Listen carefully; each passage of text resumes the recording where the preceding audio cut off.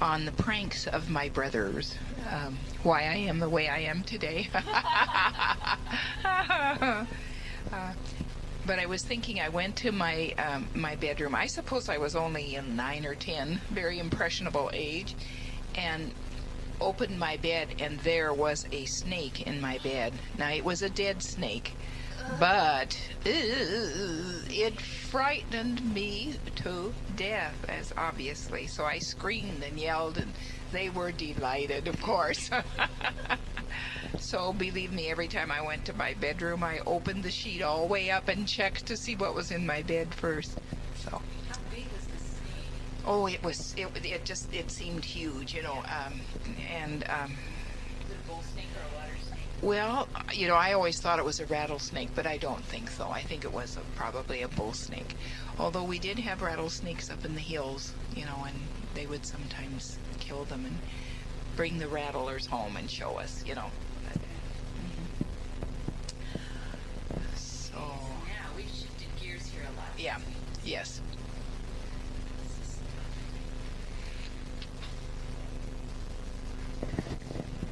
Okay. Right, we just opened up your picture album and found a picture of the Piola Ranch. Okay.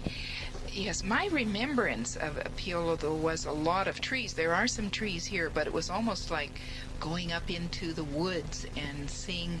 I still have a kind of remembrance of this house that seemed just very much enclosed with trees and some other work sheds nearby. This picture shows, well, quite a large house there. So I don't know exactly where the home is located in this photo. I'll have to do some asking again.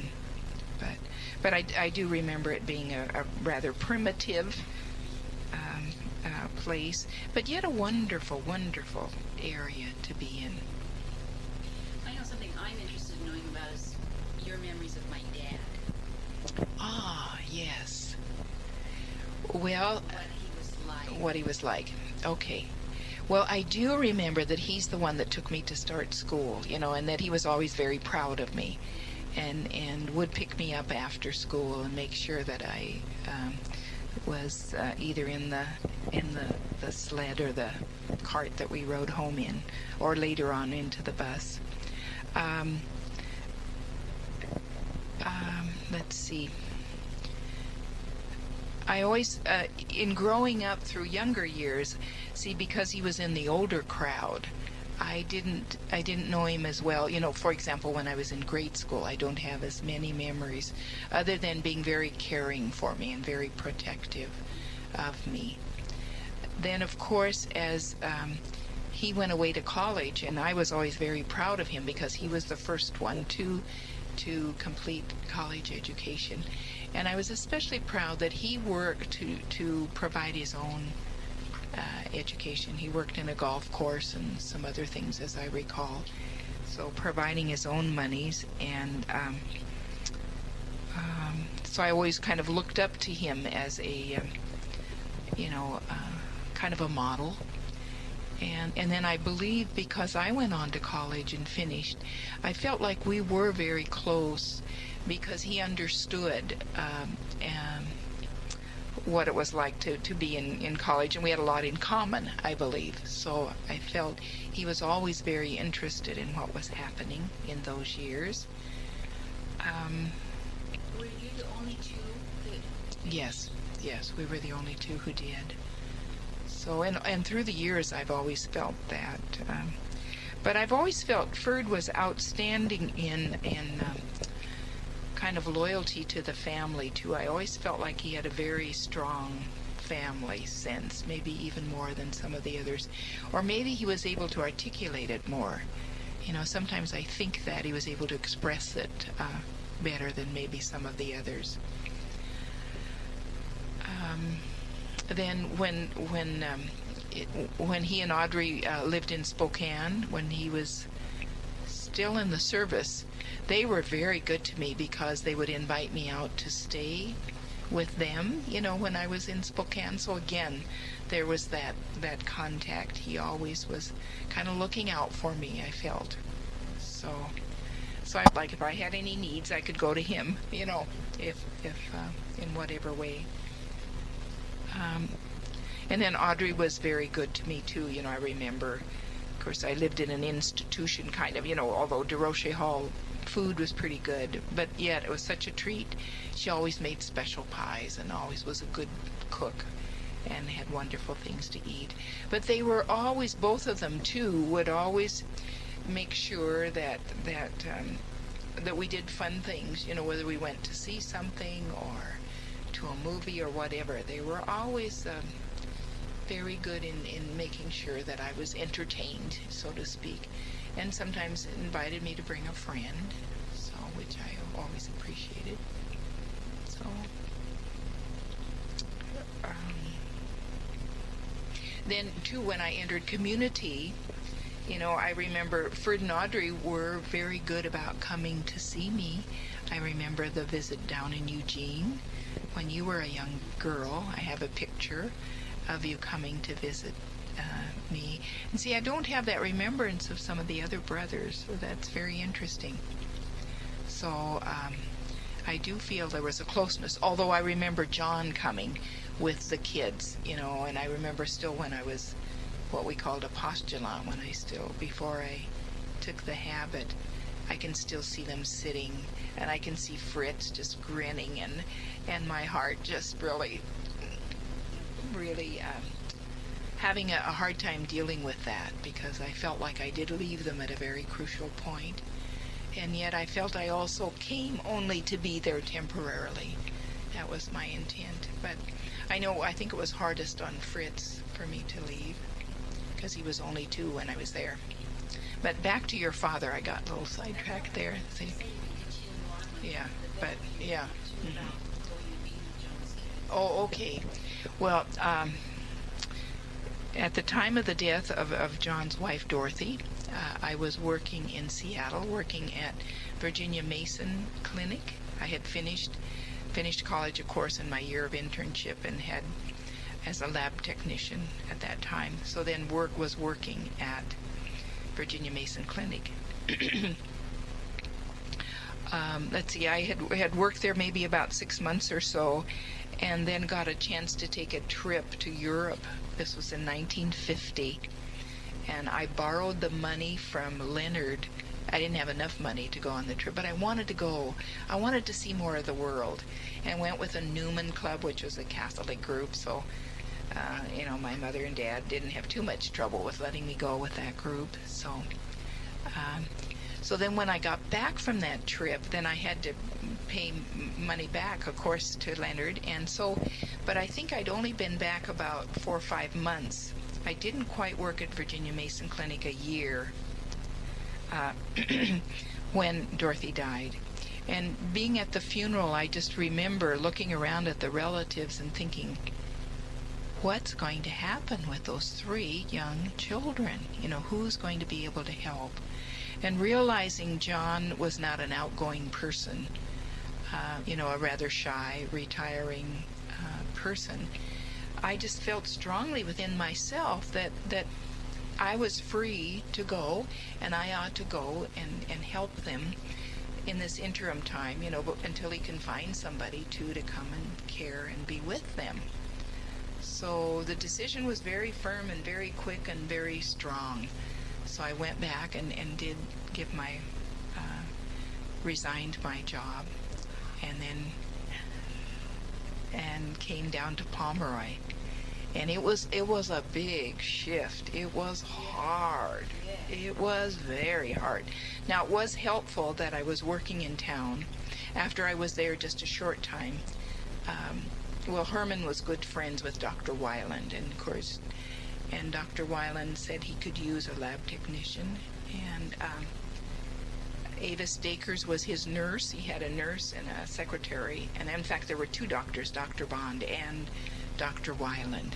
So then they did take me on so I could work, which was my salvation in a way, because after living in Spokane, living in Seattle, having my own job and being able to do your own creative work, being trained for that, it was really wonderful that I could work. Then I could still be at home and kind of oversee the women that were hired to work for John. You know, Herman did a lot of that decisioning, which, I mean, most of it. See, in the relationship of Herman and John, Herman called all the shots. Now, in a sense, John led him too. So, but that was hard. But anyway, working there at Dr. Weiland's. Let's see, how old would I have been? I'd have to figure that out a little bit. I don't want to waste your tape time. But after college, that would have been 2 years after that. Well, anyway, I liked both of the doctors a lot. But Dr. Weiland was a womanizer, and he came on very strong. And I remember a couple of incidents, sending a box to Jim when he was in Korea, probably Jim and Joe both, but I remember one particularly to Jim that I was sending. And I had it at work, and I think I talked about it, you know, like I was sending this box, and I needed to go get a couple more things to put in or something. And he called, Dr. Weiland called me in the office and asked me to go over to the drugstore for something for him, and I did. Okay, brought it back. And later the secretary called me in after Dr. Weiland was gone, and she said, he got some, turn off the tape a minute. The secretary called me in, this wonderful motherly lady, and said, Dr. Weiland ordered some condoms. I just want you to know about that. And I think he put them in your box for your brother. And so, and I can't remember, you know, but later on, I hope I took them out, you know, and then I wondered, did this happen before? What did I, and I've never asked Jim. I need to ask Brother Jim if he ever got condoms in a box that came from me. Is that right? Anyway, so, okay. So anyway, working there was wonderful. But because Dr. Weiland came on really strong to me, when especially I learned how to do the x-ray from Avis. We taught each other our work. So I learned how to do the x-ray and to develop them and all that. And in the dark room, Dr. Weiland would come in and, you know, be very lovey-dovey. And so I got so, I would try to avoid, you know, and yet it was really hard to do that. And on, let's see, on Dr. Bond's day off, often it was the secretary's day off and Avis's day off. So we would be there alone, the two of us. So I talked to Avis Dakers about it. And fortunately I didn't keep that to myself. I talked to her about it and I said, I got to do something about this. And she said, why don't we trade days? You work with Bond and then I'll work on the days when the secretary's gone. And so we did. We traded days. And I don't know whether, I think Dick Weiland sort of got the pitch to that somewhat. But he gave me gifts, and he was always taking me out to dinner and always complimenting me. And of course I was young, and part of it I loved it, you know. I mean, I was flattered by all of this. But I finally realized, in fact, that's what moved me even to leave John's. That was part of the decision to realize that And he was married then. Yes. And see, he'd invite me up to his home for lunch, and I got to know his wife and the kid. You know what I mean? Well, I mean, and I used to think, oh my gosh, this man. But so that propelled me, I think, into making my decision that I better not stay too many years here, you know, that it was time for me to go. So I think it was 2.5 years that I did stay. And at the time, John had a woman from Austria with her daughter, and it wasn't probably the best of situations, but there was someone there who did the cooking and could help. So then I did leave and go back to Walla Walla, and then from there and it was interesting, Father Callahan was the priest who at the church, remember him? Yes.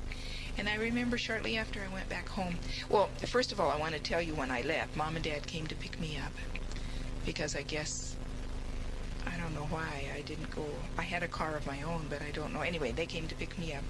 But I can still see myself in the back seat. I wasn't good about showing my emotions, but tears really fell down as I said goodbye to the three of them especially. And I think they never knew how hard it was for me to go. In fact, I shared that with John, and he was surprised, I think, that it was hard, although I'm sure they blocked out a lot of those things too. But yeah, so that was hard leaving them, though. And yet I had felt this call to be a sister. I really, because during college I had really fallen in love and had to make the decision. I either, especially my junior, senior year. And then again when I was at Harborview, I met a fun-loving guy, but the fun-loving guy, one day we were out riding, and we saw this kind of ramshackle home, and there was a lady hanging the laundry out. And he said, "Oh, I can just see us." He said, "I'm sitting there drinking my beer, and there you are." And I thought, ooh, that's kind of the way it would probably be. I mean, it was a real insight into, and he drank quite a bit, but was a fun-loving guy, and I loved the fun. So anyway, but that I made the decision no, and he even entered the service hoping I would follow and go with him, and wrote letters. But anyway, so again at this time I felt now it was time for me to move. I'd paid off my debt to my brother for the trip, so I had no excuses anymore. And also no excuses, but also when I went on this trip to Europe in 1950, coming back, we went on an ocean liner, the SS Roma, an Italian liner. Coming back, we were in a terrible storm at sea, in the ocean, and for 3 days we didn't know if we were going to make it or not. And each day somebody would be sick, not on deck for the meals. And so I remember on the third day I got sick too, and so I took to my bunk, and I remember saying, "Lord, if my feet ever touch the ground again, I will enter the convent." Honest. I felt like it was a message to me, how you feel some of those things. Yeah. So anyway, part of that was still in the back of my head. Yes. But there was this call through the years so back to going to Walla Walla with when my parents picked me up, and going to Mass one morning, and the first morning that I was back, as Father Callahan gave me communion, I felt a strong sense of, move on with your life, Marian. Make this decision and do what you know you need to do. Real strong sense in me. And then right after Mass, Father Callahan walked down to me and said, "I'd like to see you. Will you come over for breakfast?" So I said, "Sure." So I went over, and he said to me, "Why aren't you in the convent?" Just very direct. And so by the time I left there, I felt like I'd had a really push of grace. Somehow at the communion I felt like there was a real gift of grace and strength. And then his saying that, it was like he was propelling me. So within a few days I made some phone calls, and they told me to come. I hadn't done all my preparatory work and all that, but I realized this was the time and I needed to do it. So I remember telling Mom, and she cried and cried and cried. I thought she'd be happy, but she felt like it was a real loss. And so then I took the train down to Portland, and Fran McGreevy was a friend there, and she had a friend, Carolyn, and so they gave me a party the night I arrived, and they said, "Oh, there's no hurry," and I hadn't gotten all the papers and stuff, so I didn't know. "There's no hurry, let's have a party, I'll take you out in the morning." So they took me out the next day, and I was a day late coming to this. Everybody else had arrived the day before, and And I came, of course, they gave me a black dress, and I had, my own brown shoes. I didn't have all the things you were supposed to have and all that. But it was we had the most wonderful provincial at the time. Her name was Sister Joan. And when I called her on the phone, I said, I don't have anything, and I don't even know what I'm supposed to do. And she said, come. It was just great. So I said to her, I've come. It was just like that. And so that was an interesting beginning. So I left my cigarettes and my beer cans out and walked into the convent. So you smoked up until yes. When did you start smoking? When I was in college. And my mom told me that if I ever smoked, not to smoke in front of her. So I never did, but she could sure smell it on my clothes when I would come home, I'm sure. But she never said anything. So. What did she do when you had tears in the car leaving John's? She never said anything, I think. I'm sure she realized what an emotional strain that was, because I had really grown to love them. Yeah. Kids crying. I don't think they understood. No, they were still too young to. Yeah. Right. Yeah, I don't think they realized. So, and we didn't talk about it a lot in those days, so that I could have prepared them or could have said things to them. But I always remember that shortly after I was there with them, Fritz climbed up on my lap and said, "Are you going to be my mommy now?" And I think that's what always kind of stayed with me. And I think, did I leave them too? And I think, well, I did what I felt I needed to do.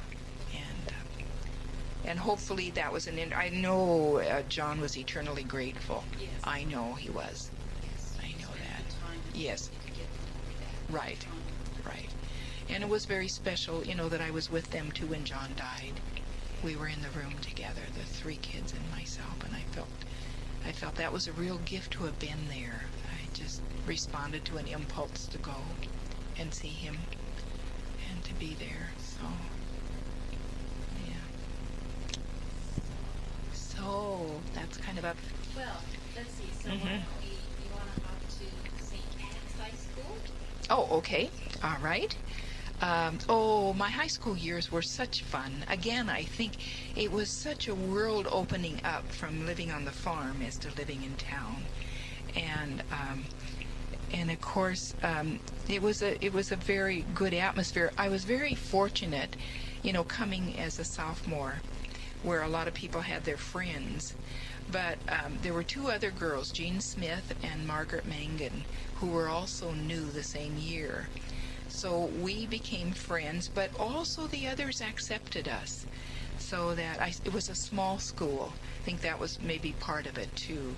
But I felt very close to Joanne Hart and Mary Jane Little, and we had quite a group. There were about 8 or 10 of us who used to often have slumber parties. So we had a wonderful group. I think Jean Smith and I were probably the closest friends.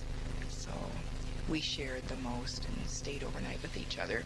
So that whole idea of being able to, to be with and to be close enough to walk to other people's houses, that was just such a joy. And then, leadership, I think I felt more confident in high school too. And I had some leadership roles in the school and felt capable and felt a part of it.